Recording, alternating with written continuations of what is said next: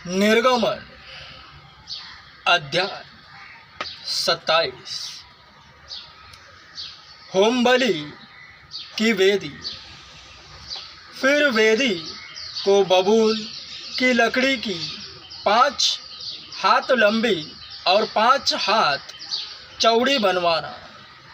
वेदी चौकोर हो और उसकी ऊंचाई 3 हाथ की हो और उसके चारों कोनों पर 4 सिंग बनवाना। वे उस समेत एक ही टुकड़े के हो और उसे पीतल से मढ़वाना। और उसकी राख उठाने के पात्र और फावड़ियाँ और कटोरे और कांटे और अंगीठियाँ बनवाना। उसका कुल सामान पीतल का बनवाना। उसके लिए पीतल की जाली की एक झंझरी बनवाना और उसके चारों सिरों में पीतल के 4 कड़े लगवाना।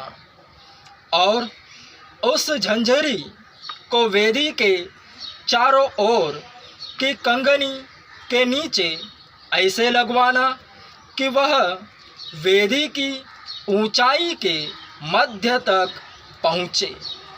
और वेदी के लिए बबूल की लकड़ी के डंडे बनवाना और उन्हें पीतल से मढ़वाना।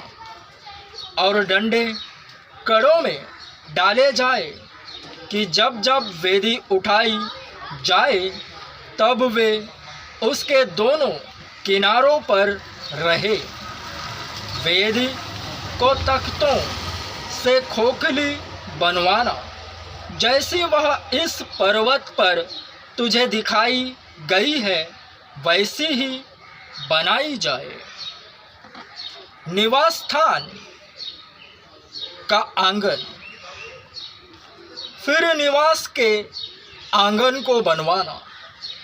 उसके दक्षिण की ओर एक और के लिए बटी हुई सूक्ष्म सनी के कपड़े के पर्दे हो।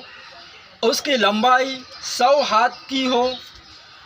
एक किनारे पर इतना ही हो और उनके लिए 20 खंभे बने।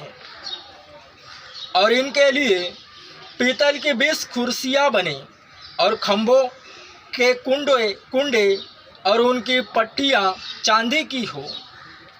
और उसी प्रकार आंगन के उत्तर की ओर की लंबाई में भी 100 हाथ लंबे पर्दे हो और उनके लिए भी 20 खंभे और इनके लिए भी पीतल के 20 खाने हो। और उन खंभों के कुंडे और पट्टियाँ चांदी की हो। फिर आंगन की चौड़ाई में पश्चिम की ओर 50 हाथ के पर्दे हो। उनके लिए खंभे 10 और खाने भी 10 हो। पूरब की ओर आंगन की चौड़ाई 50 हाथ की हो।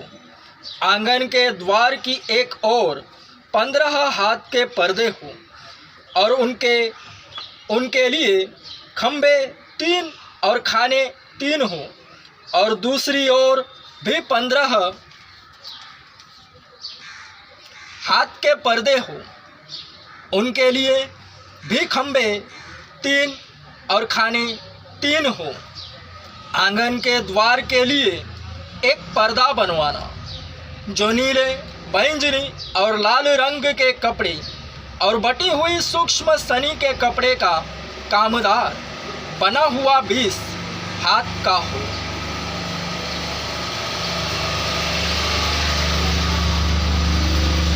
उसके लिए खंभे 4 और खाने भी 4 हो। आंगन के चारों ओर के सब खंभे चांदी की पट्टियों से जुड़े हुए हो। उनके कुंडे चांदी के और खाने पीतल के हो। आंगन की लंबाई 100 हाथ की हो और उसकी चौड़ाई 50 हाथ की। और उसके कनात की ऊंचाई 5 हाथ की हो। उसकी कनात बटी हुई सूक्ष्म सनी के कपड़े की बने और खंभों के खाने पीतल के हो। निवास स्थान के भांति भांति के बर्तन और सब सामान, और उसके सब खूंटे और आंगन के भी सब खूंटे पीतल ही के हो। दीपक की देख रेख। फिर तो इज़राइलियों को आज्ञा देना कि मेरे पास दीवट के लिए कूट के निकाला हुआ जैतून का निर्मल तेल ले आना, जिससे दीपक नित्य जलता रहे। मिलाप वाले तंबू में उस बीच वाले पर्दे से बाहर जो साक्षी पत्र के आगे होगा, हारून और उसके पुत्र दीवट सांझ से भोर तक यहोवा के सामने सजा कर रखे। यह विधि इज़राइलियों की पीढ़ियों के लिए सदैव बनी रहेगी।